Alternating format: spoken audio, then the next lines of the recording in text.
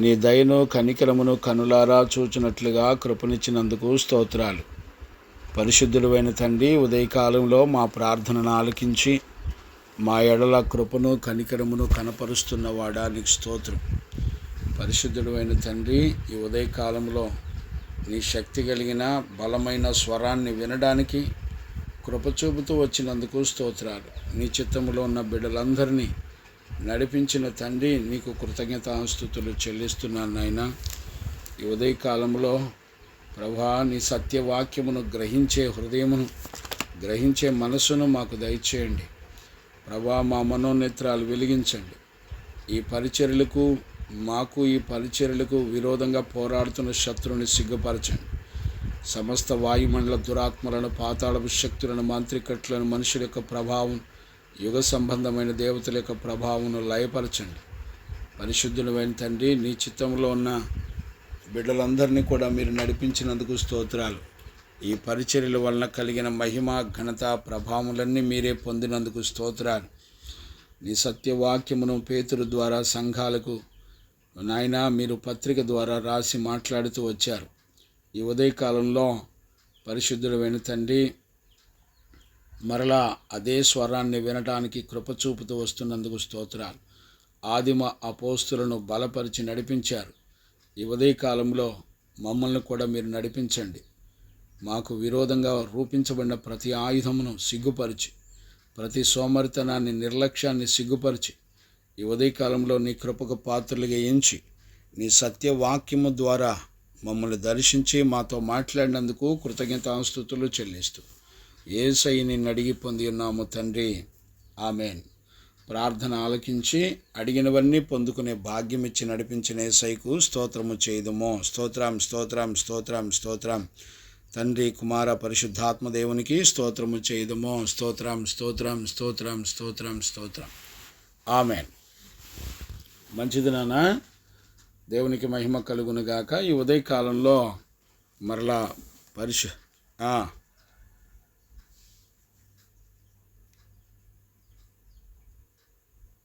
Okay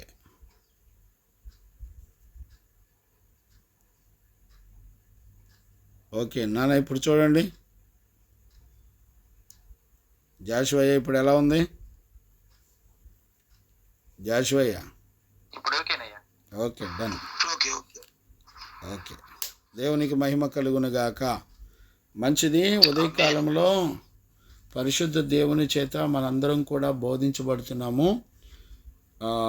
2 పేతురు పుస్తకాన్ని ప్రభు మనకు అనుదినము బోధిస్తూ ఉన్నాడు. ఈ ఉదయకాలంలో కూడా ప్రభు యొక్క ఆత్మ మనందరికీ బోధించి నడిపించునుగాక. ఆమెన్. చూడండి నాన్న, 2 పేతురు పుస్తకం 1వ అధ్యాయము 5 నుంచి 7 వచనాలు మనం పరిశుద్ధ దేవుని చేత బోధించబడుతున్నాం. నేను చదువుతున్నాను. ఆ హేతువు చేత మీ మట్టుకు మీరు పూర్ణ జాగ్రత్త గలవారై. గమనించారా? మీ మట్టుకు మీరు పూర్ణ జాగ్రత్త కలిగిన వారై అంటే మనం అన్ని విషయాలలో మేక్ ఎవ్రీ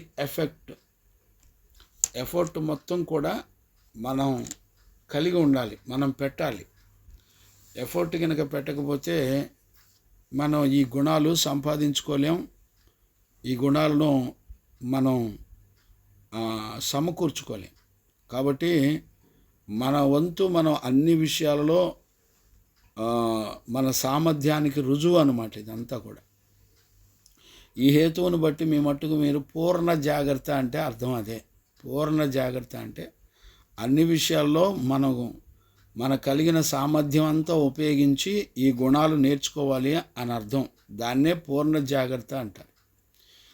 చూడండి, మీ విశ్వాసమందు సద్గుణమును, సద్గుణమందు జ్ఞానమును, జ్ఞానమునందు ఆశానిగ్రహమును, ఆశానిగ్రహమునందు సహనమును, సహనమునందు భక్తిని, భక్తి యందు సహోదర ప్రేమను, సహోదర ప్రేమయందు దయను అమర్చుకొనుడి. ఇవన్నీ కూడా అమర్చుకోవాలి. గమనించారన్నా? ఇవన్నీ కూడా అమర్చుకోకపోతే మనం జీవము గల దేవుని కోరుకున్న పరిశుద్ధతలోకి, సంపూర్ణమైన పరిశుద్ధతలోకి మనం నడిపించబడలేం. ఈ లోకంలో రక్తమాంసాల్లో ఉన్నాం కాబట్టి మనం ఎప్పటికైనా సరే ఖచ్చితంగా దేవుడు కోరుకున్న ఎదుగుదల మాత్రమే మనం ఎదగాలి. ఈ లోకంలో మనం ఉన్నాం కాబట్టి, రక్తమాంసాలన్నీ ఈ లోకంలో ఉన్నాయి కాబట్టి ఖచ్చితంగా మనతో పోరాటం అనేది ఖచ్చితంగా ఉంటుంది. మనం ఖచ్చితంగా దేవుని యొక్క పరిశుద్ధతను సంపూర్ణం చేయడానికి మనకి చాలా విరోధమైన పరిస్థితులు ఉంటాయి. అందుకనే పేతురు 5వ వచనంలో ప్రారంభం రాసింది అదే. ఈ హేతువు చేత మీ మట్టుకు మీరు జాగ్రత్తగా ఉండండి. అంటే మనం అన్ని విధాల సామర్థ్యం కలిగి ఉండాలి. గమనించారా నాన్న? ఎన్ని రకాల స్టామినాను మనం ఉపయోగించి గుణాలు సంపాదించుకోవాలో అన్ని రకాల సంపూర్ణత అంతా కూడా మనం ఖచ్చితంగా మన ఎఫర్ట్ అంతా కూడా పెట్టి తీరాల్సిందే. ఎఫర్ట్ పెట్టకుండా ఏది కూడా రాదు అనేటువంటి సత్యాన్ని మనం అందరం కూడా గుర్తుపట్టాలి.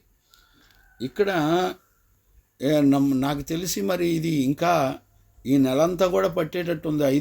5 నుంచి 7 వచనాలు 8 వచనాల వరకు ఈ నెలంతా పట్టేటట్టుంది. గమనించారా? అంటే ఎందుకు మనం ఈ విషయాలన్నీ కూడా దేవుని సన్నిధిలో మనం నేర్చుకుంటున్నాము అని అంటే, చాలా ప్రాముఖ్యమైనటువంటి విషయం ఏంటంటే, ఈ లోక ఆశలన్నీ తిరస్కరించి పరిశుద్ధమైన జీవితం చేయడానికి ఈ 8 సంపూర్ణమైన లక్షణాలు కలిగి ఉండి, ఈ సమృద్ధి చేత చూడండి, ఈ 8 లక్షణాల్లో ఉన్న సమృద్ధి చేత, గమనించారా? నా మాట జ్ఞానంగా అర్థం చేసుకో. అంటే 8 గుణలక్షణాల్లో మనకు కావలసిన భక్తికి కావలసిన సర్వ సమృద్ధి ఉంది. పేతురుని దేవుని ఆత్మ ఈ లోకంలో 8 గుణలక్షణాలని సెలెక్ట్ చేసి వీటిని సంపాదించుకోండి అని చెప్పాడు ఈ పత్రికలో. వాస్తవానికి ఈ 8 గుణలక్షణాలు సరిపోతాయి అని అనుకోవటం కాదు, కానీ ఇంకా అన్నిటికీ ఆధారం విశ్వాసం. అందుకని ఇక్కడ మనం గమనించాల్సింది ఏంటంటే, ఒక విశ్వాసం లేకుండా చూడండి, విశ్వాసం లేకుండా సద్గుణం రాదు, సద్గుణం లేకపోతే జ్ఞానం రాదు, జ్ఞానం రాకపోతే ఆశా నిగ్రహం రాదు, ఆశా నిగ్రహం లేకపోతే సహనం రాదు, సహనం లేకపోతే భక్తి రాదు, భక్తి లేకపోతే సహోదర ప్రేమ రాదు, సహోదర ప్రేమ లేకపోతే దయను. ఇవన్నీ కూడా 8 లక్షణాలు రావు. అంటే వీటి లోకంలో నువ్వు దేవుని పక్షంగా ఏది కావాలన్నా అది దేవుని వలన అనుగ్రహించబడే వాటి ద్వారానే మనం పొందుకోగలం. వీటన్నిటి కారణం ఏంటంటే విశ్వాసం. ఈ విశ్వాసాన్ని మనందరం ఖచ్చితంగా కలిగి ఉండవలసిందే. ఈ విశ్వాసం ద్వారా సంపాదించుకునే గుణాలు ఇవన్నీ కూడా గమనించారా? ఇప్పుడు ఇవన్నీ కూడా మనం పరిశుద్ధతను, ఈ 8 లక్షణాలు సంపాదించుకొని పరిశుద్ధతను సంపూర్తి చేసినప్పుడు మనకి దేవుని రాజ్యంలో మనం సంపూర్ణంగా ఎంటర్ అవుతాం అని రాయబడి ఉంది. ఇప్పుడు చూడండి, 8 నుంచి నేను చదువుతాను చూడండి, మనకు అర్థం కావడానికి కొంచెం నేను జ్ఞాపకం చేస్తాను. చూడండి 8 నుంచి, ఇవి మీకు కలిగి విస్తరించిన ఎడల అవి మన ప్రభువైన యేసుక్రీస్తుని గురించిన అనుభవ జ్ఞాన విషయంలో మిమ్మల్ని సోమరులైనను నిష్ఫలులైనను కాకుండా చేయును. ఇప్పుడు చూడండి, ఇప్పుడు ఎందుకు ఇప్పుడు 8వ వచనం 9వ వచనం 10, 11 వచనాల వరకు ఈ కింద ఉన్నటువంటి వచనాలన్నీ కూడా ఈ పైనున్న 5, 6, 7 వచనాలనే చూపిస్తాయి. మీరు జ్ఞానంగా అర్థం చేసుకోండి. ఇప్పుడు నేను మీకు వాక్యం చెప్పేటప్పుడు నాకు 8, 9, 10, 11 వచనాల గురించిన సంగతి నాకు తెలుసు కాబట్టే ఈ 8, 9, 10, 11 వచనాలు పైన ఉన్న 5, 6 వచనాలని చూపిస్తుంది. అంటే ఇప్పుడు ఇంచుమించుగా మనం 5, 6, 7 వచనాలు నేర్చుకున్నప్పుడు 8, 9, 10 వచనాలు 11 వచనాలు కూడా నేర్చుకోగలుగుతున్నామని అర్థం కూడా.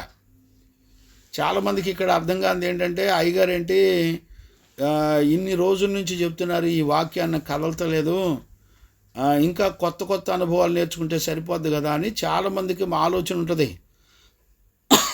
పిల్లలారా, ఇక్కడ మనం గమనించాల్సిన విషయం ఏంటంటే, 5, 6, 7 వచనాల్లో ఉన్న విషయాలు నేర్చుకోగలిగితే 8, 9, 10, 11 వచనాలు కూడా సంపూర్ణం అయిపోతాయి. ఎందుకంటే 8, 9, 10 వచనాలు 11 వచనాలు అన్నీ కూడా 5, 6 వచనాల వైపే చూపిస్తాయి. అంటే పైనున్నది జాగ్రత్తగా నేర్చుకోగలిగితే కింద ఉన్న వచనాలు కూడా చాలా సంపూర్ణంగా నేర్చుకోగలుగుతాం. గమనించారా? ఇప్పుడు ఈ 2 పేతురు పుస్తకం 1 వచనం నుంచి 11 వచనాల వరకు ఎవరైనా డైరెక్ట్గా ఒక ప్రసంగంలో 1 గంట 2 గంటల్లో కంప్లీట్ చేసేయచ్చు. కానీ నేర్చుకోవడం వేరు, చెప్పడం కంప్లీట్ చేయడం వేరు. నేర్చుకున్న అనుభవంతో మాట్లాడే అనుభవాలు వేరు, ఉపదేశించడం వేరు, లేకపోతే ఊరికే పాఠంలాగా చదివి అప్పచెప్పడం వేరు. ఇక్కడ మనం గమనించాల్సినటువంటి అనుభవం ఏంటంటే, ప్రకటిస్తున్నది దైవజనుడి జీవితంలో కలిగి ఉంటాడు. అందుకనే ప్రతి వచనాన్ని ఖచ్చితంగా చక్కగా చాలా దేవుని దగ్గర ఎలా నేర్చుకున్నాడో ఆ విషయాలన్నీ సంపూర్ణంగా బోధిస్తాడు. గమనించారా? ఇప్పుడు 8వ వచనం ఏం చూపిస్తుంది? ఒకవేళ పైనున్న గుణాలు గనక 8 గుణాలు గనక మనం కలిగి విస్తరించపోతే, ఇప్పుడు అవి గనక లేకపోతే మనం ఏమైపోతాం అంటే సోమరులం అయిపోతాం. నిష్ఫలులు అంటే అర్థం ఏంటి? అన్ఫ్రూట్ఫుల్. గమనించారా? అన్ఫ్రూట్ఫుల్, సోమరులం అయిపోతాం అంటే నిర్లక్ష్యం, నిష్ఫలం, ఫలాలు లేని వాళ్ళంగా మారిపోతాం. చూసారా మనకు కలిగే ప్రమాదం ఎంత ప్రమాదమైందో. అందుకనే 8వ వచనం అంతా ఏం చూపిస్తుంది? 5, 6, 7 వచనాల్లో ఉన్న విషయాలే చూపిస్తుంది 8వ వచనం. గమనించారా? ఈ 9వ వచనం చూడండి. ఇవి ఎవనికి లేకపోను అంటే ఈ పైనున్న 8 లక్షణాలు ఎవరిలో అయితే ఉండవో అవి ఎవనికి లేకపోను, పూర్వము పాపములకు శుద్ధి కలిగిన సంగతి మర్చిపోయి. మర్చిపోవడం ఏంటండి? పైపెచ్చు దేని విషయాలు మాట్లాడుతున్నాడో తెలిసిన దేవుడు పాపముల విషయమై శుద్ధి కలగజేశాడు. దేవుడు నిన్ను పరిశుద్ధపరిచాడు. పాపం వలన వచ్చిన శిక్ష నీ మీదకి రాకుండా ఆయన అడ్డగించాడు అనే సంగతి మినిమం నీ కొరకు దేవుడు ఏం చేశాడు అనేటువంటి విషయాన్ని కూడా కనీసం గుర్తుపట్టే వాళ్ళు కూడా లేరు. బిడ్డలారా, ఒక తండ్రిగా, ఒక దైవజనుడిగా మిమ్మల్ని ప్రేమతో బతిమలాడుతున్నాను. గుర్తుపట్టగలుగుతున్నారా? గమనించగలుగుతున్నారా? అందుకనే ఇక్కడ మనం నేర్చుకునేటప్పుడు ఎవనికి లేకపోనో వాడు పూర్వకాలమందు పాపములకు శుద్ధి కలిగిన సంగతి మరిచిపోయి గుడ్డివాడును దూరదృష్టి లేనివాడగును. చూసారా ఎంత ప్రమాదమో? అంటే పైన 5, 6 వచనాల్లో 7 వచనాల్లో ఉన్న సంగతులు గనక మనం గనక గుర్తుపట్టకపోతే మనం గుడ్డోళం అయిపోతాం, దూరదృష్టి లేని వాళ్ళగా ఉంటాం. అందువలన సహోదరులారా, 10వ వచనం చదువుతున్నాను. అందువలన సహోదరులారా, మీ పిలుపుని ఏర్పాటును నిశ్చయితను తెలుసుకొనుటకు మరి జాగ్రత్త పడుడి. మీరు ఇట్టి క్రియలను చేయువారైతే ఎల్లప్పుడూ తొట్టిల్లరు. అలాగున మన ప్రభువైన యేసుక్రీస్తు యొక్క నిత్య రాజ్యంలో ప్రవేశము మీకు సమృద్ధిగా అనుగ్రహింపబడును. అంటే పైన 5, 6, 7 వచనాల్లో ఉన్న విషయాలు గనక జాగ్రత్తగా ప్రవర్తిస్తే మనం దేవుని ద్వారా పరలోకానికి మనం చక్కగా వెళతాము. పరలోక ప్రవేశం సమృద్ధిగా కలుగుతుంది, సగం కలగదు. గమనించారా? అంటే ఇప్పుడు మనకు అర్థమవుతున్నటువంటి విషయం ఏంటి? 9, 10, 11 వచనాలు కూడా 5, 6, 7, 8 వచనాల మీద ఆధారపడి ఉంది. అందుకనే 5, 6, 7, 8 వచనాల్లో ఉన్నటువంటి సంగతులన్నీ కూడా మనం సంపూర్ణంగా ఎదగాలి. ఇప్పుడు చూడండి, విశ్వాసంలో ఎంత % ఉంది అనేది మనం తెలుసుకోవాలి. 5%, 10%, 20% ఉంటే మనం ఇదిగో ఈ 8 లక్షణాలు సంపాదించుకోలేం. గమనించారా? అన్ని విషయాల్లో ప్రతి గుణములో 100% రావాల్సిందే. అంటే ఎంత జాగ్రత్తగా నేర్చుకోవాల్సినటువంటి పరిస్థితులు ఉన్నాయి. గుర్తుపట్టాలి. దేవునికి మహిమ కలుగునుగాక. Praise the Lord. అందుకనే పిల్లలారా, మనం ఒక పుస్తకాన్ని కంప్లీట్ చేసుకోవడం గొప్పతనం కాదు, కానీ అందులో ఉన్నటువంటి విషయాలు చాలా జాగ్రత్తగా దేవుని సన్నిధిలో నేర్చుకోకపోతే మనం నిష్ఫలం అయిపోతాం, సోమరులం అయిపోతాం, గుడ్డివారం అయిపోతాం. గమనించారా? ఎన్ని ప్రమాదాలు జరుగుతాయో. దూరదృష్టి లేని వాళ్ళం అయిపోతాం. మన పాపాలకు క్షమాపణ శుద్ధి కలిగిందన్న సంగతి కూడా మర్చిపోయి గుడ్డివాళ్ళం అయిపోతాం. మర్చిపోతాము, గుడ్డోళం అయిపోతాము, దూరదృష్టి లేని వాళ్ళం అయిపోతాం. గమనించారా నాన్న? సోమరులం అయిపోతాం. ఫలాలు లేని వారిగా అయిపోతాం. అంటే ఇన్ని రకాల శాపాలను మనం జయించి 8 రకాల సంపూర్ణమైన గుణములు కలిగి ఉన్నప్పుడు వీటన్నిటి ఉద్దేశం ఏంటి? పాపము లేని పరిశుద్ధమైన జీవితం చేయాలి. ఇప్పుడు గత కాలంలో మీకు విశ్వాసము జ్ఞానాన్ని గురించి చెప్తున్నప్పుడు, సద్గుణం చెప్తున్నప్పుడు ఇవన్నీ కూడా మీకు ప్రతి సెక్షన్లో మీకు ప్రతిదీ కూడా వివరంగా చెప్పడం జరిగింది. ఈ రోజున నేర్చుకునేవాళ్ళు ఎవరున్నారు చెప్పండి? చూసేవాళ్ళు ఎవరున్నారు? నేర్చుకునేవాళ్ళు ఎవరున్నారు? గమనించేవాళ్ళు ఎవరున్నారు? చాలామందికి ఈ బోరు కొడుతుందనో రకరకాల అనుభవాలు వాళ్ళలో ఉంటాయి. గమనించారా? కాబట్టి ఇప్పుడు ఈ విషయాలన్నిటిని బట్టి మనకు అర్థమవుతున్నటువంటి విషయాన్ని మనం చాలా జాగ్రత్తగా గమనించి అర్థం చేసుకోవాలి. కనుక ఈ ఉదయకాలంలో దేవుని యొక్క వాక్యాన్ని వింటున్న దేవుని పిల్లరా, ఎందుకు 5-6 వచనాల దగ్గర మనం ఇన్ని గంటల ఉపదేశాన్ని నేర్చుకుంటున్నాం? ఈ రోజున నాకు తెలిసి ఇవాళ 16-15 గంటల ఉపదేశాన్ని మనం పరిశుద్ధ దేవుని దగ్గర ఈ 2వ పేతురు పుస్తకంలో నేర్చుకుంటూ వస్తున్నాం. ఈ రోజున దేవుని ఆత్మ వాస్తవానికి ఈ రోజున నేను ఈ వాక్యం నేర్చుకోవాలి. ఏది? మనం విశ్వాసం నేర్చుకున్నాం, సద్గుణం నేర్చుకున్నాము, జ్ఞానం నేర్చుకున్నాం. గమనించారా? తర్వాత ఆశా నిగ్రహం నేర్చుకోవాలి. వాస్తవానికి మొన్నటి దినాన నేను ఆశా నిగ్రహం గురించి నేను సబ్జెక్టు రాస్తున్నప్పుడు ఎందుకో ఒక 10 లైన్లు రాశాను. ఆ తర్వాత ఎందుకో నా మనసు అక్కడ ఆగిపోయింది. నాకు అర్థం కాల, ఎందుకు ఆగిపోయానో నాకు అర్థం కాల. ఇంకా నడిపింపు రావట్లా. సరే అని నేను మరలా పేతృపత్రిక ధ్యానం చేస్తున్నప్పుడు 2వ పేతురు పుస్తకం 1వ అధ్యాయం అంతా చూస్తున్నప్పుడు నాకు సహనం అనే దగ్గర నా మనసు ఆగిపోయింది. అందుకనే ఈరోజు రేపు సహనం అనేటువంటి విషయాల్ని ప్రభు దగ్గర నేర్చుకోవడానికి ప్రయత్నం చేద్దాం.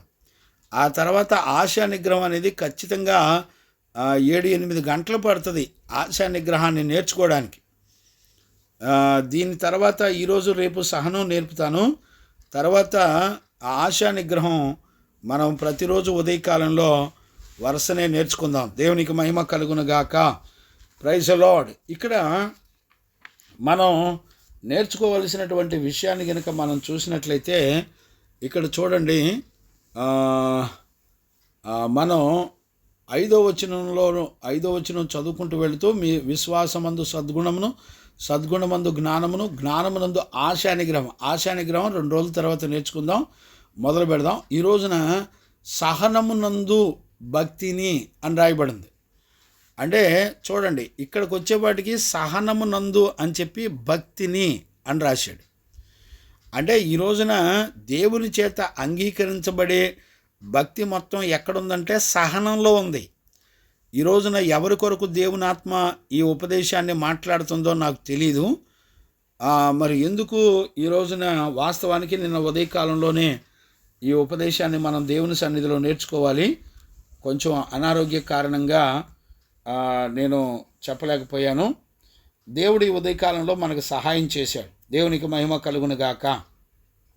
Praise the Lord. ఈ రోజున మనం నేర్చుకునేటువంటి లక్షణం ఎన్నో లక్షణం. ఒకటి విశ్వాసము, రెండవది సద్గుణం, మూడవది ఆశా నిగ్రహం, తర్వాత నాలుగవది జ్ఞానము, తర్వాత ఐదవది ఇప్పుడు మనం సహనం నేర్చుకుంటున్నాం. 5వ గుణం నేర్చుకుంటున్నాం, మధ్యలో 4వ గుణం నేర్చుకోలేదు. అవి 2 రోజుల తర్వాత నేర్చుకుందాం. దేవునికి మహిమ కలుగునుగాక. చూడండి అన్న, ఈ ఉదయకాలంలో మనం నేర్చుకునేది సహనము అనే 5వ గుణ లక్షణాలని మనం నేర్చుకుంటున్నాం. నేనేమంటానంటే ఈ సహనం అనేది ఎందుకు ఇంపార్టెంటు మన జీవితంలో? సహనం వలన మనకి కలిగేటువంటి ప్రయోజనం ఏంటి? ఈ సహనాన్ని మనం నేర్చుకున్నామా, నేర్చుకోలేదా? ఎలా నేర్చుకోవాలి? ఇప్పుడు మన దగ్గర సహనం అనేది ఎంత పర్సెంటేజ్ ఉంది, ఎలా తెలుస్తుంది? ఇవన్నీ తెలుసుకోవాలి. గమనించారా? సహనం అనేది ఎందుకు ప్రాముఖ్యమైంది మన జీవితంలో? గమనించారా? సహనం లేక ఓర్పు అని కూడా మనం నేర్చుకోవచ్చు. దేవునికి మహిమ కలుగునుగాక. సహనం ఎందుకు నేర్చుకోవాలి? ఎందుకు మన జీవితంలో ప్రాముఖ్యమైంది? ఎలా నేర్చుకుంటాం? సహనాన్ని ఎవరిస్తారు? మన దగ్గర సహనం ఉందా లేదా అనేది ఎలా తెలుస్తుంది అనేటువంటి విషయాలు ఇప్పుడు మనం నేర్చుకుంటున్నాం. గమనించారా? ఈ సహనం అనేది అన్నిటిలోకెల్లా అతి ప్రాముఖ్యమైంది. ఎందుకనంటే సమస్త భక్తిని చేసేది సహనమే. సహనం అనేది గనక లేకపోతే మనం చేసే భక్తి ఎన్నడూ కూడా యోగ్యమైనదిగా ఎంచబడదు. గమనించారా? యేసుక్రీస్తు పరిశుద్ధుడు, నీతిమంతుడు, మహాదేవుడైనటువంటి ఆయన సహనమును ఆయన రక్తమాంసాల్లో మనకు చూపిస్తూ వచ్చాడు. ఇక్కడ మనం గుర్తుపట్టవలసినటువంటి విషయం ఏంటంటే, సహనం అనేది మనలో ఎంత సామర్థ్యం ఉంది అనే దానిని బట్టబయలు చేస్తుంది. అంటే మనకున్న యోగ్యతను తెలియచేసేదే సహనం. మనకున్న పవర్ని, మనకున్న జ్ఞానాన్ని, మనకున్న తెలివిని, మనకున్న వివేకాన్ని, సమస్తాన్ని కూడా బట్టబయలు చేయగలిగింది ఏంటంటే సహనం, ఓర్పు. సహనాన్ని ఓర్పు అని కూడా అనొచ్చు. ఈ రెండు పదాలు సమకాలీకమైనటువంటి పదాలు. రెండు పదాలు ఇంచుమించు ఒకే రకంగా ఉంటాయి. ఇక్కడ ఈ సహనాన్ని మొట్టమొదట మనకు ఎవరు చూపిస్తారు? ఎవరు మనకి తెలియచేస్తారు? చెప్పండి. అంటే ఈ సహనాన్ని మొట్టమొదట ఎవరు మనకు చూపించగలరు అనేది ప్రాముఖ్యం. ఎవరి దగ్గర దొరుకుతుంది సహనం?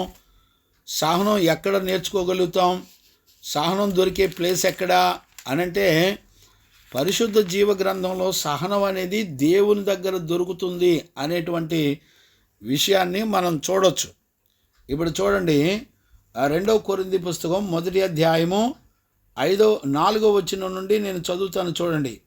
దేవుడు మమ్మను ఎట్టి ఆదరణతో ఆదరించుచున్నాడో ఆ ఆదరణతో ఎట్టి శ్రమలో ఉన్నవారినైనను ఆదరించుటకు శక్తి గలవారగునట్లు ఆయన మా శ్రమ అంతటిలో మమ్మును ఆదరించుచున్నాడు. క్రీస్తు యొక్క శ్రమలు మాయందు ఎలాగూ విస్తరించుచున్నవో అలాగే క్రీస్తు ద్వారా ఆదరణయు మాకు విస్తరించుచున్నది. మేము శ్రమ పొందినను మీ ఆదరణ కొరకు, రక్షణ కొరకు పొందుదుము. గమనించారా? మేము ఆదరణ పొందినను మీ ఆదరణ కొరకై పొందుదుము. ఈ ఆదరణ మేము కూడా పొందుచున్నట్టే ఆ శ్రమలను ఓపికతో సహించుటకు కార్యసాధకమై ఉంది. గమనించారా? దేవునికి మహిమ కలుగునుగాక. మీరు శ్రమలలో ఎలాగూ పాలివారై ఉన్నారో అలాగే ఆదరణలోనూ పాలివారై ఉన్నారని ఎరుగుదుము గనుక మిమ్మును గూర్చి మా నిరీక్షణ స్థిరమై ఉన్నది. గమనించారా నాన్న? ఇప్పుడు చూడండి, ఆదరణ అంటే అర్థం ఏంటి?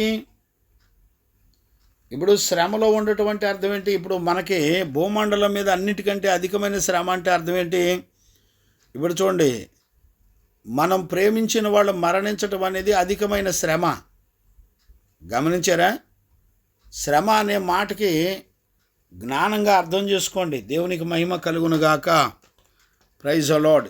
ఏ మనిషి అయినా సరే అధికమైన శ్రమ అంటే మరణమే శ్రమ. గమనించారా? ఈ మరణం అనేటువంటి శ్రమ వచ్చిందనుకోండి, చాలామంది ఏమంటారు?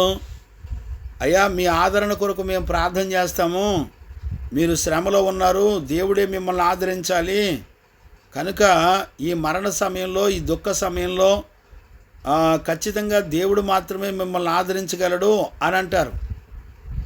గమనించారా? అంటే దీని అర్థం, ఇప్పుడు నేను చెప్తున్నటువంటి మాటకి, ఆదరణ అనే మాటకి అర్థం ఏంటి?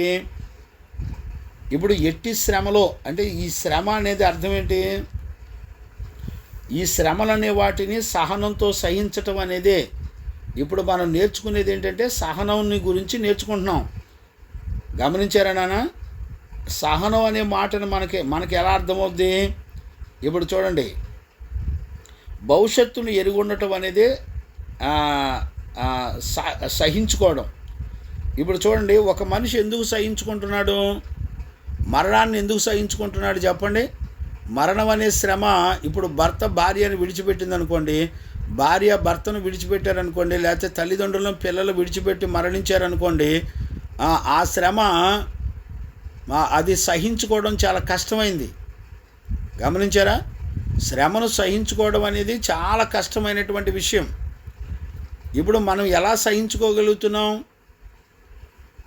గమనించారా?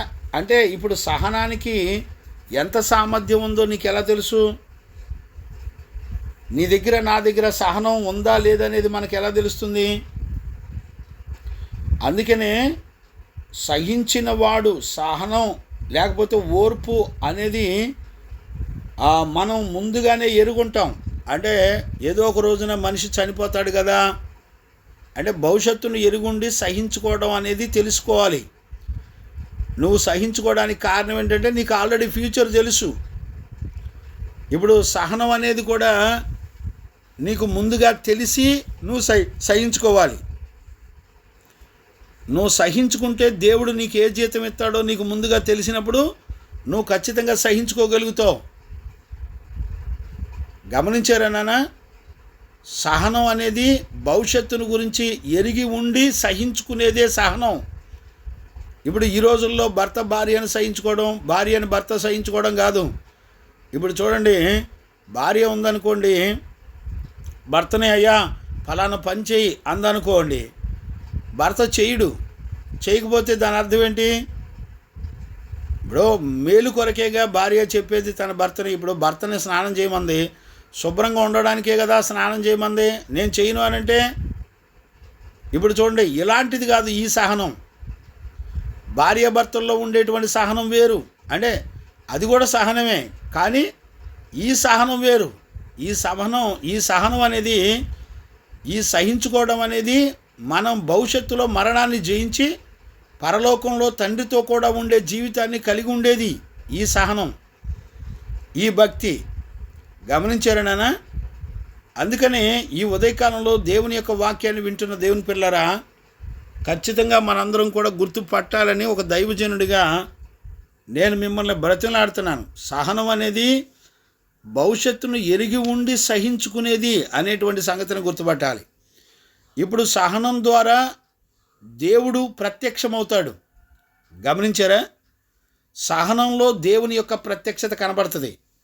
అంటే ఇప్పుడు దేవుడు రక్తమాంసాలు ధరించుకొని ఇప్పుడు మన మధ్యలోకి ఎందుకు వచ్చాడు? రక్తమాంసాల్లో మనందరం కూడా సాతాను చేతిలో ఓడిపోతున్నాం. మనం దైవత్వంలో ఉన్న గుణాన్ని పోగొట్టుకున్నాం. అందుకని యేసుక్రీస్తు రక్తమాంసాల్లో ఆయన ఈ లోకానికి వచ్చి సహనం అనేటువంటి గుణాన్ని ఆయన రక్తమాంసాల్లో చూపించాడు. అంటే ఒక మ్యానుఫ్యాక్చరింగ్ యూనిట్లో మన సహనం ఎలాగుంది అనేది మనం చాలా జాగ్రత్తగా గుర్తుపట్టాలి. యేసుక్రీస్తు రక్తమాంసాల్లో సహించుకోవడం దేవుడు మనకు నేర్పుతున్నాడు అని అంటే అర్థం ఏంటి అనంటే, సృష్టించిన సృష్టికర్త అవ్వ ఆదాముని ఏదేను తోటలో సృష్టించినప్పుడు ఆయన వారికి దైవత్వంలో ఉన్న సర్వసంపూర్ణమైన గుణాలన్నీ కూడా దేవుడు ఇచ్చాడు. అంటే మన శరీరానికి సహనం అనేది ఆల్రెడీ దేవుని వలన మనకు అనుగ్రహించబడింది. ఇప్పుడు సహనం అనేది ఎలా ఉంటుంది? ఇప్పుడు చూడండి, మనం 10 కేజీలు మోయగలమండి. 10 కేజీలే మోసామనుకోండి, అది కామన్ అయిపోద్ది. కానీ ఈయన చాలా సహించుకున్నాడు అనే మాట ఎప్పుడు వస్తుంది?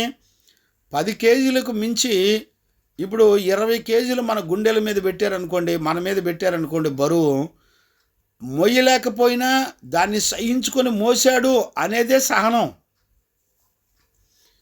అంటే నీకు తెలియని ఒక సామర్థ్యాన్ని, బలాన్ని చూపించేదే సహనం. యేసుక్రీస్తు రక్తమాంసాల్లో అవ్వ ఆదాములు కోల్పోయినటువంటి ఈ రక్తమాంసాల్లో సహనం అనే సామర్థ్యాన్ని యేసుక్రీస్తు తన రక్తమాంసాల్లో చూపించాడు. మనం ఆయన మహిమా గుణాలను పోగొట్టుకున్నప్పుడు ఆయన మహిమా గుణాలలో ఉన్నటువంటి సామర్థ్యాన్ని, సహనాన్ని దేవాది దేవుడు మనకు అనుగ్రహించాడు. గుర్తుపట్టారా? ఇప్పుడు అదే మనం పోగొట్టుకున్న దాన్ని యేసుక్రీస్తు దేవుడైన తండ్రి అయిన దేవుడు రక్తమాంసాలు ధరించుకొని కుమారుడిగా వచ్చి అవ్వ ఆదాము యొక్క రక్తమాంసాల్లో ఏది కోల్పోయి అంటే మర్చిపోయి బ్రతుకుతున్నారో ఆ సామర్థ్యాన్ని మరలా యేసుక్రీస్తు రక్తమాంసాల్లో చూపించాడు. చూపించి ఆయన తన నీతిని మనకిచ్చి మనలను కాపాడుకున్నాడు. దేవునికి మహిమ కలుగునుగాక. Praise the Lord. గమనించారా నాన్న? ఇక్కడ మనకు కనబడుతున్నటువంటి విషయాన్ని బట్టి మనం గమనిస్తున్నప్పుడు సహనం అనేది నీ సామర్థ్యాన్ని లేకపోతే నీలో ఉన్నటువంటి దేవుడు అనుగ్రహించిన సామర్థ్యానికి రుజువుగా నిలబడుతుంది సహనం అనేది. ఇప్పుడు చూడండి, కష్టాల్లో, నిందల్లో, బలహీనతలో, నాశనాల్లో, అవమానాల్లో, చాలా రకాల పరిస్థితులు నీ మీదకి వచ్చినప్పుడు అన్నింటినీ భరించుకోవడం అనేదే సహనం.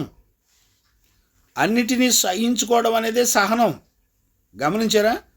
ఇప్పుడు చూడండి, ఉదాహరణకి ఇప్పుడు మిలిటరీలో దేశం కొరకు ప్రాణాన్ని పెట్టడం అనేది వాళ్ళకి చాలా సర్వసాధారణం. వాళ్ళు జాయిన్ అయినప్పుడే మిలిటరీలో వాళ్ళు ముందుగానే ఎరుగుంటారు. ఏంటి, ఏ క్షణంలోనైనా నా ప్రాణం పోవచ్చు. నేను పోగొట్టుకున్న ప్రాణం విలువ దేశాన్ని మొత్తాన్ని, ప్రజలందరినీ కాపాడుతుంది, క్షేమాన్ని ఇస్తుంది, భద్రపరుస్తుంది అని ఎరిగి ఉండి ప్రాణాన్ని పెడతాడు. సేమ్ అలానే ఇక్కడ మన సహనం అనేది కూడా అలాంటిదే. నీ మీద మొయ్యలేని భారాలు పెట్టినా కూడా నీ శరీరం మొయ్యలేదు, కానీ దేవుడు నీకు నీ శరీరానికి కావలసిన సామర్థ్యాన్ని ఇచ్చాడు. ఈ లోకంలో ఉన్న శ్రమలన్నిటిని కూడా సహించుకొని జయించడానికి కావలసినటువంటి కృపను ఆల్రెడీ దేవుడు మనకిచ్చాడు. గమనించారా? ఈ విషయాన్ని మనం ఖచ్చితంగా గుర్తుపట్టాలి. ఓర్పును గుర్తుపట్టాలి, సహనాన్ని గుర్తుపట్టాలి. దేవునికి మహిమ కలుగునుగాక. Praise the Lord. ఇప్పుడు ఇంటి పిల్లర్స్, ఇంటికి పునాదులు ఉన్నాయనుకోండి, ఆ పునాదులు కనుక ఉన్నప్పుడు దానిపైన ఎంత బరువైన వేయగలుగుతాం. అంటే దానిపైన 2-3 అప్స్టేర్లు మనం కట్టుకుంటాం. కారణం ఏంటి? కింద పునాదులు ఉన్నాయి. కారణం ఏంటి? నీకు సహనం వెనక నీ ఆత్మను రక్షించుకోవడమే కాకుండా అనేకులను రక్షించేటువంటి దైవత్వంలో ఉన్న సంపూర్ణమైన గుణం అది. నువ్వు దాన్ని ఎరుగుండి సహించాలి. గమనించారా? ఇప్పుడు యేసుక్రీస్తు ఉన్నాడు. ఆయనను గురించి రాయబడిన మాట ఏంటంటే, తండ్రి చెప్పాడు, నాయనా నువ్వు భూమండలంలోకి వెళ్ళి ఈ రక్తమాంసాలకి నేను ఇచ్చిన సామర్థ్యాన్ని నా పిల్లలకు చూపించాలి. చూపించేటప్పుడు నా పిల్లలు నిన్ను హింసిస్తారు, నిందిస్తారు, దూషిస్తారు, కొరడాలతో కొడతారు, ముళ్ళ కిరీటం పెడతారు, సిలువలో 3 మేకుల మీద విరాలాడేటట్టు చేస్తారు, నడివీధుల్లో నిన్ను వస్త్రహీనుని చేసి కొడతారు, కొరడాలతో కొడతారు, ముసుగు వేసి నిన్ను పిడిగుద్దులు గుద్దుతారు, నీ ముఖం అంతా ఉబ్బిపోతుంది, నువ్వు సొగసైన స్వరూపమైన లేనివాడిగా రిక్తుడిగా మార్చబడతావు. కనుక నీ శ్రమ ద్వారా ఇదిగో అనేకులను విమోచించగలవు, అనేకులను రక్షించగలవు. నువ్వు సహించుకొని ఓర్చుకోవడం వలన అనేక ఆత్మలు పాతాళం నుండి రక్షించబడగలవు అని యేసుక్రీస్తును తన కుమారునికి ముందుగానే ఆయన ఇచ్చే శరీరానికి ఇచ్చేటువంటి సామర్థ్యాన్ని ఖచ్చితంగా ఇచ్చి పంపాడు. ఈ రోజుల్లో చాలామంది భార్యాభర్తను సహించుకోలేరు. గమనించారా? ఒకవేళ భర్త అనుకున్నది జరగలేదనుకోండి, లేకపోతే ఇప్పుడు భర్త మంచి కూర తెచ్చాడు, చికెనో మటనో తెచ్చాడు, భార్య కొంచెం ఉప్పేసింది అనుకోండి, తను అనుకున్న టేస్ట్ కనుక రాకపోతే ఏం చేస్తాడు? వెంటనే సహనాన్ని కోల్పోయి వెంటనే అరుస్తాడు, కోపగించుకుంటాడు, నువ్వు అసలు పనికిరావని శపిస్తూ ఉంటాడు. గమనించారా నాన్న?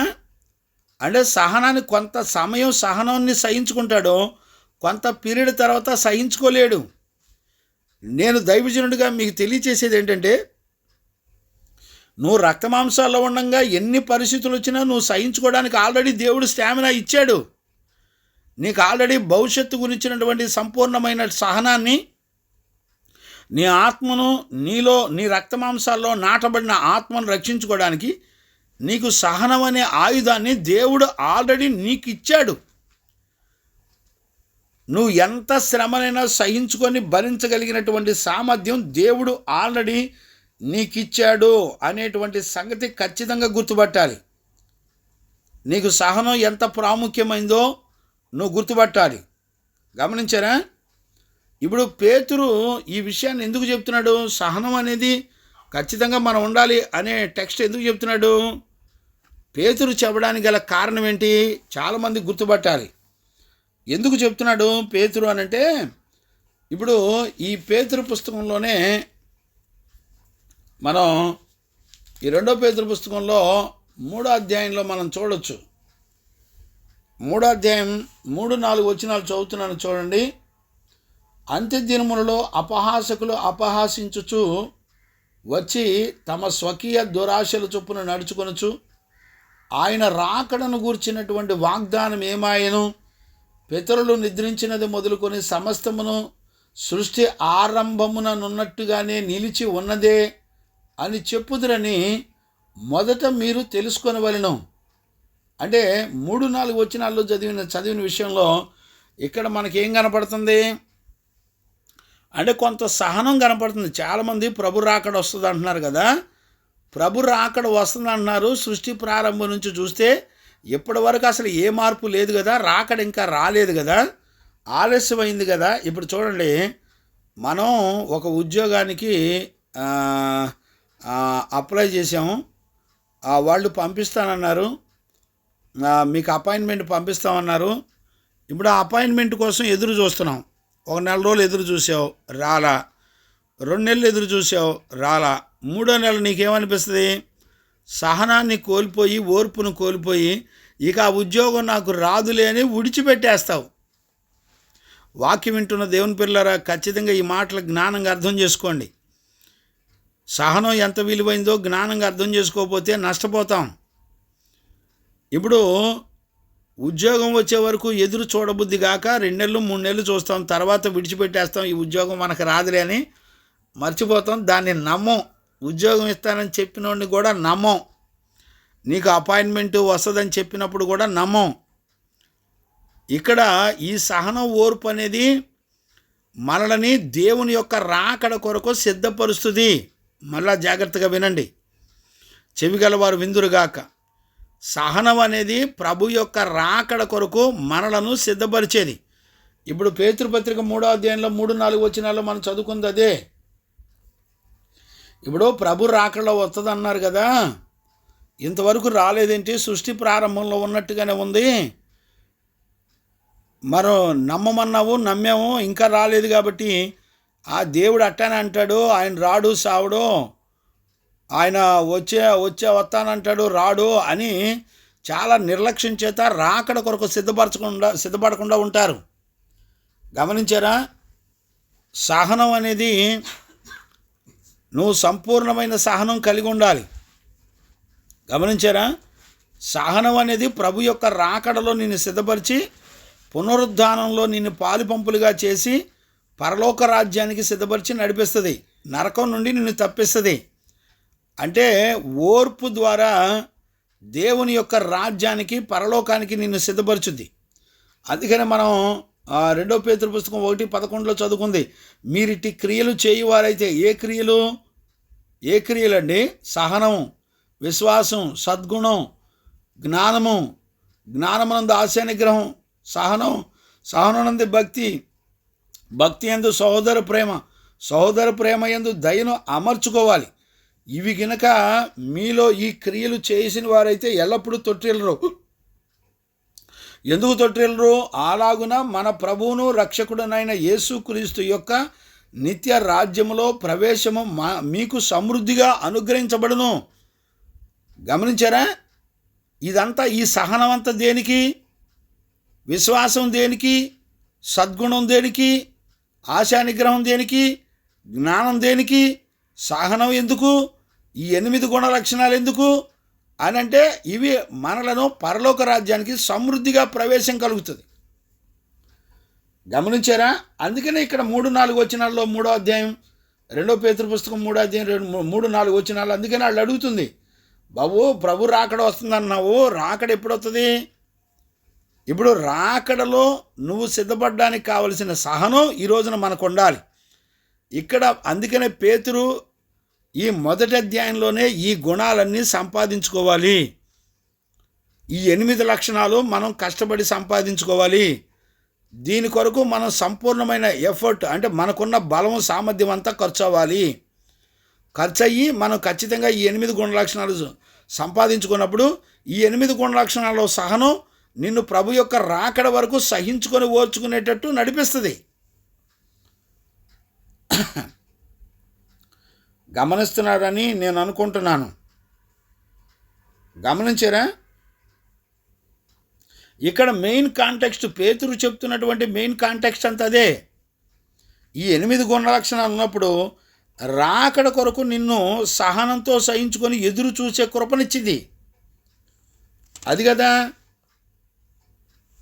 గమనించారా? పేతురు చెప్పేది అదే.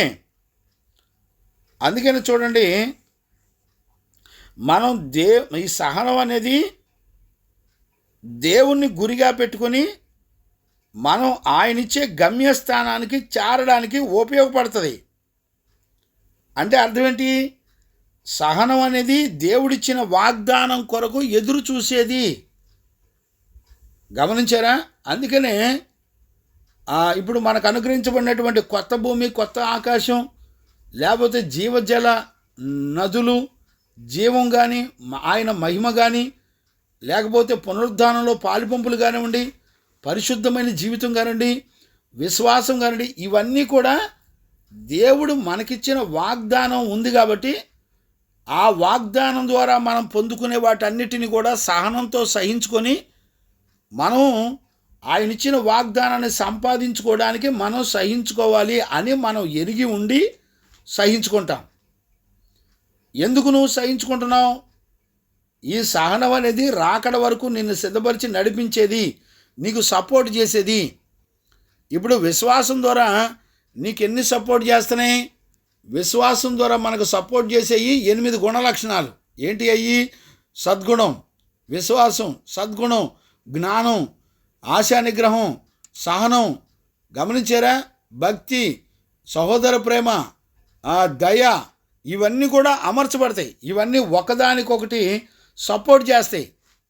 ఇప్పుడు విశ్వాసం వచ్చి ఏమంటుందంటే, నువ్వు మంచి సద్గుణాన్ని కలిగి జీవించాలి అంటే మంచి సద్గుణాన్ని నీకు ఇవ్వడానికి విశ్వాసం సహాయం చేస్తుంది. విశ్వాసం, సద్గుణం కలిసి జ్ఞానాన్ని నీకు సహాయం చేస్తాయి. జ్ఞానం వచ్చి నీకు ఆశా నిగ్రహాన్ని కలిగి ఉండడానికి సహాయం చేస్తుంది. ఈ ఆశా నిగ్రహం ఏం చేస్తుందంటే నీలో సహనాన్ని తీసుకొచ్చి పెడుతుంది. ఈ సహనం ఏం చేస్తుంది?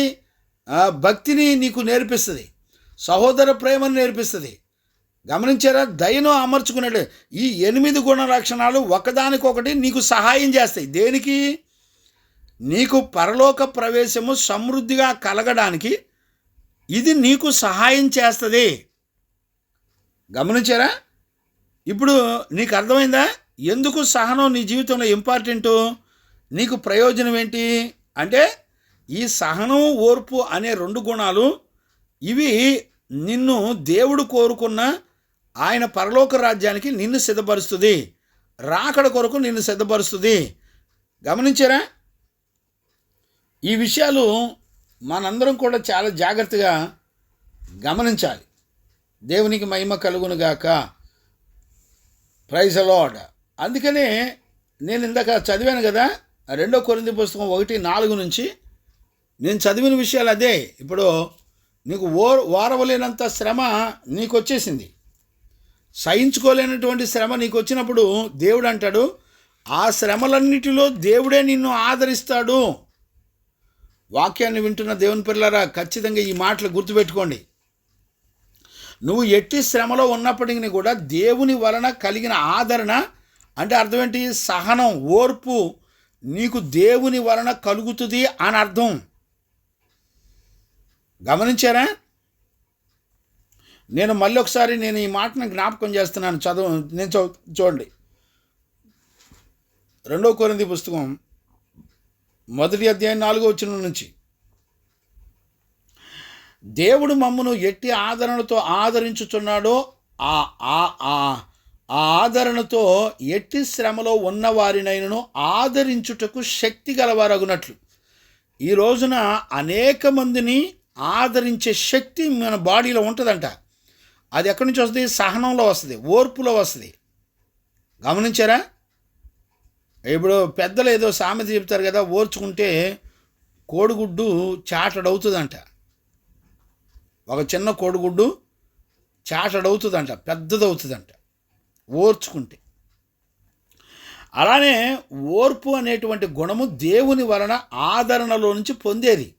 ఎట్టి శ్రమలో ఉన్నవారినైనా ఆదరించుటకు శక్తి గలవారు మగునట్లు ఆయన మా శ్రమ అంతటిలో మమ్ములను ఆదరించుచున్నాడు. గమనించారా? అంటే నీకు ఓర్చుకోవడానికి స్టామినా, బలము దేవుని వలన మనకు అనుగ్రహించబడుతుంది. చెవిగలవారు విందురుగాక. గమనించారా? ఆదరణ యేసుక్రీస్తు యొక్క శ్రమలు ఆయన యందు ఎలాగూ విస్తరించునవో అలాగే క్రీస్తు ద్వారా ఆదరణయు మీకు అనుగ్రహించబడింది. ఇప్పుడు యేసుక్రీస్తునందు విశ్వాసం ఉంచడం వల్లే కదా ఈ ఓర్పు, సహనం, తగ్గింపు, ఈ గుణాలన్నీ మనం కలిగి ఉండడానికి కారణం క్రీస్తే కదా. అందుకని ఆ క్రీస్తే మనలను ఆదరిస్తున్నాడు అనేటువంటి సంగతిని కూడా మనం గుర్తుపట్టాలి. దేవునికి మహిమ కలుగునుగాక. Praise the Lord. గమనించారా నాన్న? కనుక మేము శ్రమ పొందినను మీ ఆదరణ కొరకు, రక్షణ కొరకు పొందుతున్నాం. ఇప్పుడు శ్రమ పొందే దేనికి? రక్షించబడడానికి. అంటే శ్రమ లేకపోతే నీ జీవితంలో రక్షణ రాదా అంటే రాదు. ఓర్చుకోకపోతే నువ్వు రక్షించబడలేవు. రక్షణ మన జీవితంలోకి రాదు. ఓర్పు ద్వారా, సహనం ద్వారా మన జీవితం రక్షించబడుతుంది.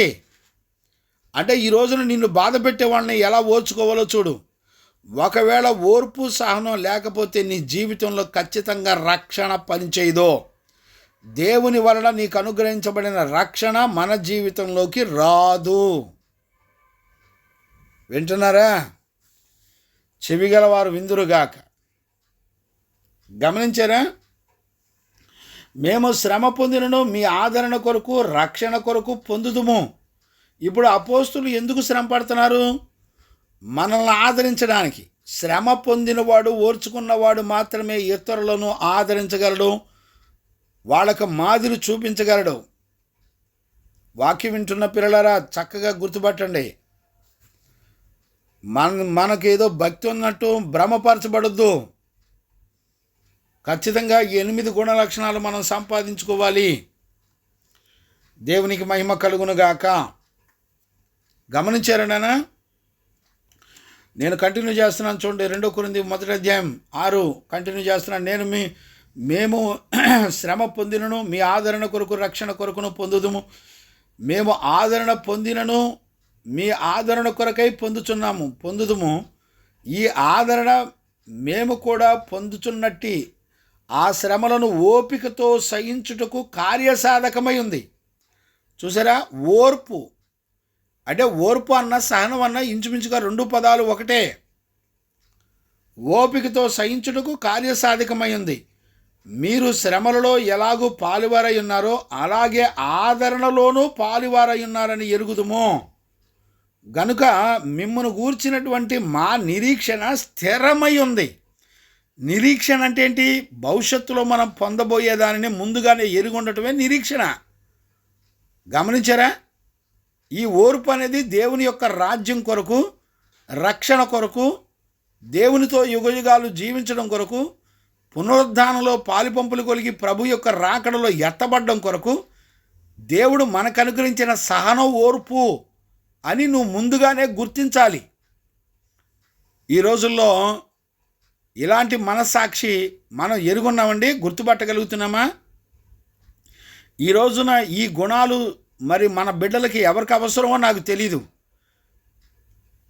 వాస్తవానికి నేను ఆశా నిగ్రహం చెప్పాలి, కానీ దేవుడు ఎందుకో ఈ సహనాన్ని గురించి బోధించమని నన్ను ప్రేరేపించాడు. దేవునికి మహిమ కలుగునుగాక. కాబట్టి సహనం ఎంత ప్రయోజనకరమైందో ఖచ్చితంగా మనందరం కూడా గుర్తుపట్టాలి. దేవునికి మహిమ కలుగునుగాక. మన ప్రభు అయిన యేసయ్యకు మహిమ, ఘనత, ప్రభావములు కలుగునుగాక.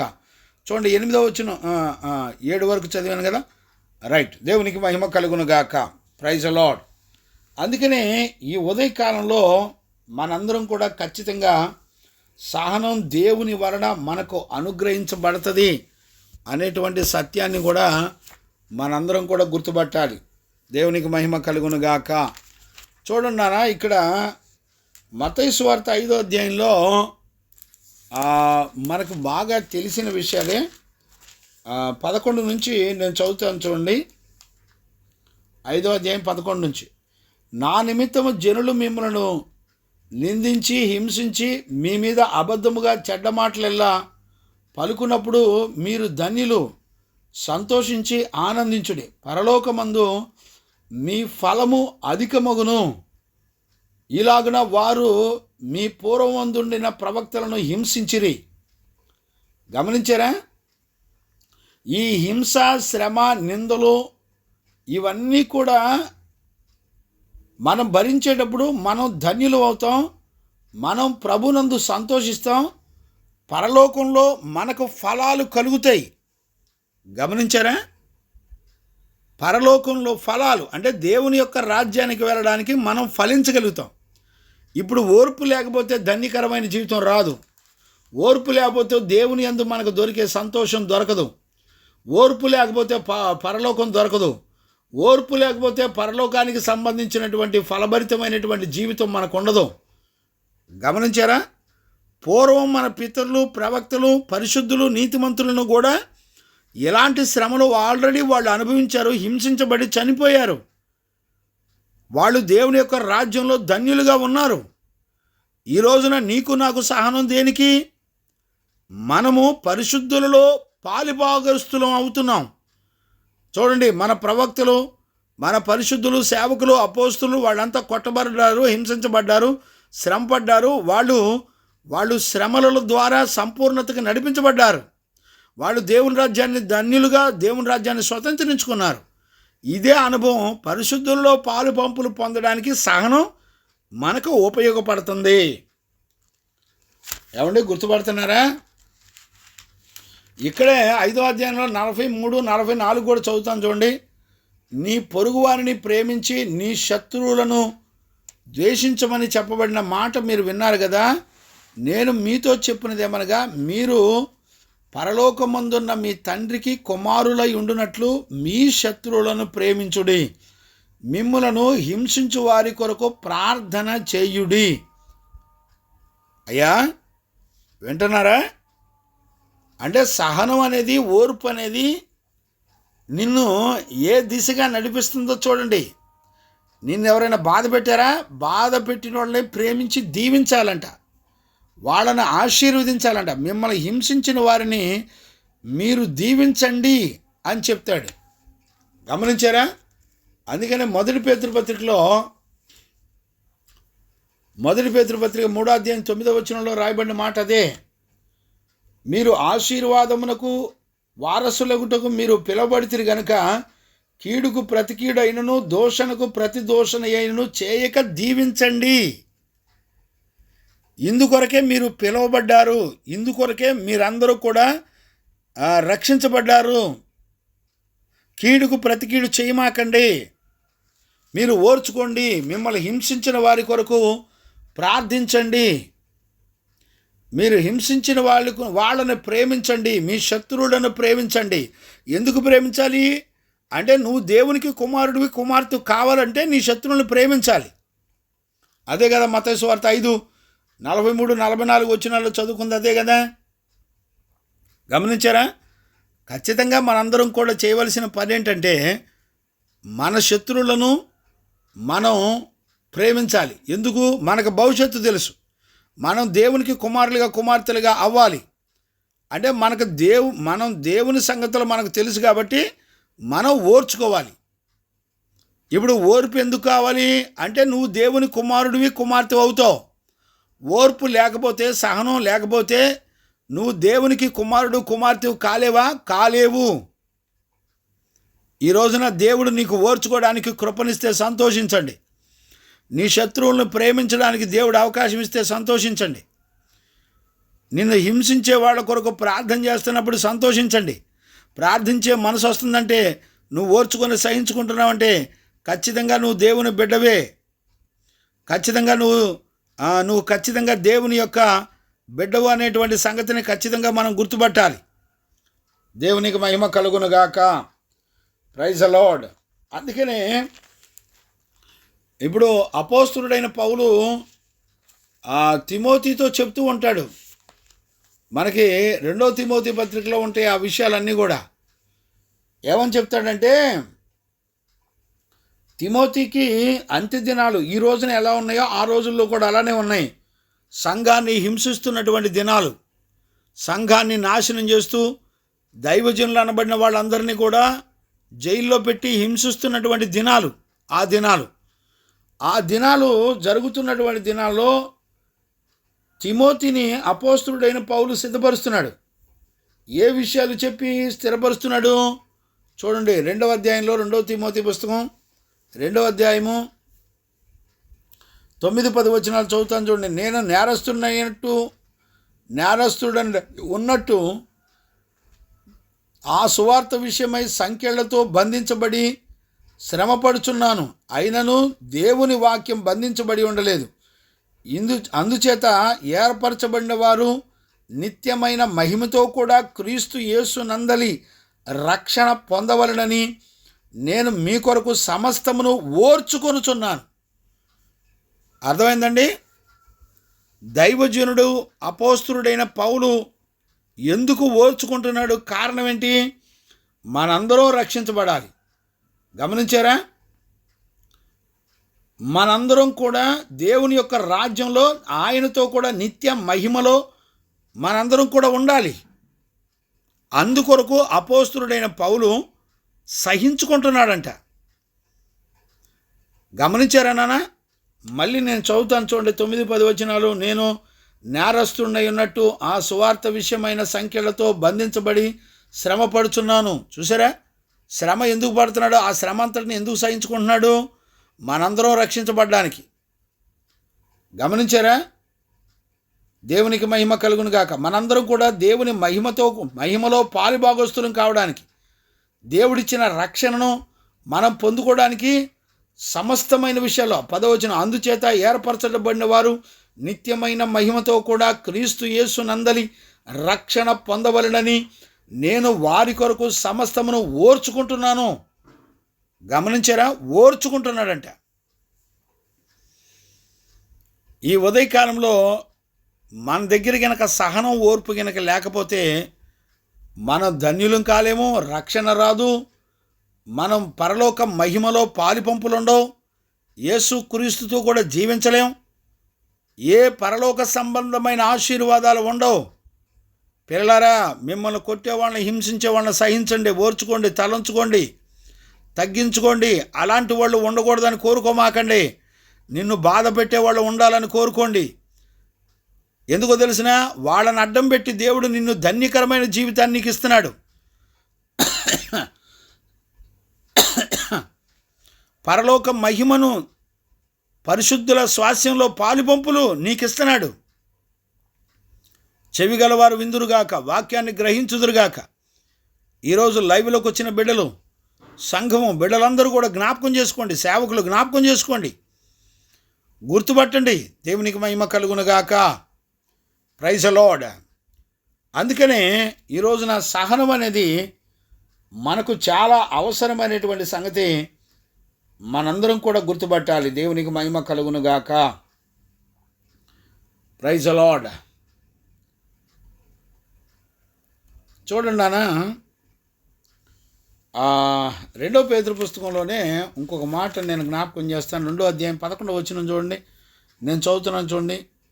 దేవదూతలు వారికంటే మరి అధికమైన బలమును శక్తియు గలవారును ప్రభువు ఎదుట వారిని దూషించి వారి మీద నేరము మోప వెతుకుతురు అయితే పట్టుబడి చంపబడుటకే స్వభావ సిద్ధముగా పుట్టినటువంటి వివేక శూన్యములకు మృగముల వలె ఉండి తమకు తెలియని విషయములను గూర్చి దూషించుచు తమ దుష్ప్రవర్తనకు తగిన హాని అనుభవించుచు తాము చేయు నాశనముతోనూ తామే నాశనము పొందుదురు. ఒకనాటి సుఖానుభవం సంతోషమని ఎంచుకొందురు. వారు కళంకములను నిందాస్పాదములనై తమ ప్రేమ విందులలో మీతో కూడా అన్నపానములు పుచ్చుకొనుచు తమ భోగముల యందు సుఖింతుదురు. చూసారండి, తామే నాశనం చేసుకుంటున్నారు. యేసుక్రీస్తు ద్వారా మనకు శ్రమల వలన సంపూర్ణతను అనుగ్రహిస్తే వాళ్ళెవరూ కూడా ఒప్పుకోవటం లేదు అనేటువంటి సత్యాన్ని మనందరం కూడా గుర్తుపట్టాలి. దేవునికి మహిమ కలుగునుగాక. Praise the Lord. ఇప్పుడు చూడండి, ఇక్కడ 1 పేతురు పత్రిక 2:11 కూడా మనం చూడొచ్చు. ప్రియులారా, మీరు పరదేశంలో యాత్రికులై ఉన్నారు గనుక ఆత్మకు విరోధంగా పోరాడు శరీర ఆశలను విసర్జించి అన్యజనులు మిమ్మల్ని ఏ విషయంలో దుర్మార్గులను దూషింతురో ఆ విషయంలో మీరు మీ సత్క్రియలను చూచి వాటిని బట్టి దర్శన దినమందు దేవుని మహిమపరచునట్లు వారి మధ్య మంచి ప్రవర్తన గలవారై ఉండవలెనని మిమ్మలను బతిమాలుకొనుచున్నాను. గమనించారా? మిమ్మల్ని దూషించు వారి మధ్యలో మంచి ప్రవర్తన కలిగి ఉండి మనం నడిపించబడాలి అనేటువంటి విషయాన్ని మనం గుర్తుపట్టాలి. అందుకని అపోస్తలుడైన పౌలు పేతురుకు చెప్తున్నాడు. అదే విషయం పేతురు కూడా సంఘానికి చెప్తున్నాడు, పౌలు సంఘాలకు చెప్తున్నారు. శ్రమల ద్వారా మనం సంపూర్ణం కావాలని చెప్తున్నాడు. గమనించారా? ఇప్పుడు యేసుక్రీస్తు ఆయన దేవుని కుమారుడై ఉండి కూడా ఆయన ఎగతాళి చేయబడ్డాడు, ఓర్చుకున్నాడు, గుద్దబడ్డాడు, ముళ్ళ కిరీటం పెట్టబడ్డాడు, సిలువలో 3 మేకుల మీద కొట్టబడ్డాడు, మనుషుల చేత హింసించబడ్డాడు. ఇవన్నీ కూడా ఓర్చుకున్నాడు. గమనించారా? ఎందుకు ఓర్చుకున్నాడు? యేసయ్యకి అన్నీ తెలుసు. తండ్రి యొక్క ఆలోచనలో యేసుక్రీస్తు ఓర్చుకోవడం వలన, క్షమించడం వలన, సహించుకోవడం వల్ల ప్రజలందరినీ రక్షించగలుగుతున్నాడు అనేటువంటి సత్యాన్ని మనం గుర్తుపట్టవచ్చు. ఇది యేసుక్రీస్తులో ఉన్నటువంటి దైవ గుణములలో ఉన్నటువంటి జీవితం. ఆయన రక్తమాంసాల్లో ఈ సహనం, ఓర్పు అనేటువంటి దాని ద్వారా దేవుని యొక్క సంకల్పాన్ని నెరవేరుస్తున్నాడు. చెవిగలవారు విందురుగాక. అంటే ఈ సంకల్పం, ఈ జీవితం, ఈ సహించుకొని ఓర్చుకునేటువంటి జీవితం దేవుని ద్వారా మనకు అనుగ్రహించబడింది. దీని ద్వారా మనం సంపూర్ణులమై పాపాన్ని, మరణాన్ని జయించి మన ఆత్మ కలిగినటువంటి 2వ మరణమైనటువంటి మరణాన్ని జయించి మనం పునరుద్ధానంలో పాలుపంపులు పొంది పరలోక రాజ్యంలో స్వాస్యంలో మనం పాలుపంపులు పొందాలి. అందుకు సహనం మనకు ఉపయోగపడుతుంది. ఆ సహనాన్ని రక్తమాంసాల్లో యేసుక్రీస్తు మనకు చూపించాడు. ఇది తండ్రి యొక్క చిత్తము. గమనించారా? ఓర్చుకోవడం, శ్రమలను అనుభవించడం, ఇది తండ్రి యొక్క చిత్తము అనేటువంటి విషయాన్ని కూడా మనం గుర్తుపట్టాలి. దేవునికి మహిమ కలుగునుగాక. చూడండి నాన్న, 1 పేతురు పత్రికలో 4వ అధ్యాయంలో క్రీస్తు 4వ అధ్యాయం మొదటి నుంచి చదువుతున్నాను. క్రీస్తు శరీరమందు శ్రమపడిన గనక మీరును అట్టి మనసును ఆయుధముగా చేసుకోండి. శ్రమ అనేది శత్రువుని చంపే ఆయుధం. గమనించారా? శరీర విషయంలో శ్రమపడిన వాడు శరీరమందు జీవించిన కాలము ఇక మీదట మనుషుల ఆశను అనుసరించి నడుచుకొనక, అంటే మనుషుల యొక్క ఆశలన్నిటిని కూడా చంపేదే శ్రమ. గమనించారా? బతికిన కాలమంతా కూడా మనలో ఉన్న ఆశలన్నిటినీ చంపేది శ్రమ. ఆ శ్రమే దేవుడు మనకిచ్చే ఆయుధం. ఆ శ్రమ యొక్క ఆయుధమే మన ఆశలన్నిటిని చంపగలిగింది. దేవుని ఇష్టానుసారముగానే, అంటే దేవుని చిత్తానుసారముగానే అని ఉంటే బాగుంటుంది. దేవుని చిత్తానుసారముగా నడుచుకున్నట్లు పాపముతో ఇక జోలి ఏమీ ఉండదు. పాపంతో జోలు ఉండదు. ఎప్పుడు నువ్వు శరీరంలో సహనం, ఓర్పు, తగ్గింపు, శ్రమల్లో నోరు తెరవకుండా, ఎందుకు దేవుడు నాకు ఈ శ్రమలు పెట్టాడు అని నోరు తెరవకుండా నువ్వు సహించుకోగలిగినప్పుడు ఆ సహనం నీలో పాపాన్ని చంపేస్తుంది, నీలో ఆశల్ని చంపేస్తుంది. గుర్తుపట్టారండి? అందుకనే సహించాలి. దేవునికి మహిమ కలుగునుగాక. Praise the Lord. ఇప్పుడు గమనించారా నాన్న? ఇప్పుడు నీకు ఆర్థిక ఇబ్బందులు వస్తాయి, నీకు ఉద్యోగం రాదు, నీకు 30 ఏళ్ళు అయినా నీకు పెళ్ళి కాదు, లేకపోతే నీకు ఆర్థికపరమైన లేకపోతే అనారోగ్యాలు పాలైపోయి నీ జీవితంలో సంతోషం, సమాధానం లేకుండా నువ్వు ఉండొచ్చు ఒకవేళ. అవన్నీ కూడా దేవుని యందు విశ్వాసం ఉంచడం వల్ల నువ్వు ఆదరణ పొందుతావు. అంటే ఆయన ఇచ్చిన సహనము, ఆయన ఇచ్చిన తగ్గింపు, ఆయన ఇచ్చిన ఓర్పును కలిగి ఉంటే దేవుడే నీకు కావలసిన సమస్తాన్ని కూడా ఆయన అనుగ్రహిస్తాడు అని ఖచ్చితంగా దేవుని యొక్క వాక్యం చెబుతుంది. ఈ ఉదయకాలంలో నా సమయం అయిపోయింది, నన్ను క్షమించండి. ఈ ఉదయకాలంలో వాక్యం వింటున్న దేవుని పిల్లారా, ఖచ్చితంగా ఈ రోజున సహనాన్ని దేవుడు ఖచ్చితంగా బిడ్డలారా, ఈ సహనం అనే గుణాన్ని ఈ రోజున దేవుడు మాట్లాడడానికి కారణం ఆయన దయే. నేను వాస్తవానికి ఆశా నిగ్రహం చెప్పాలనుకున్నాను. ఆశా నిగ్రహం మొదలు పెడితే కనీసం అది 5-6 రోజులు, వారం రోజులు పైన పట్టుద్ది.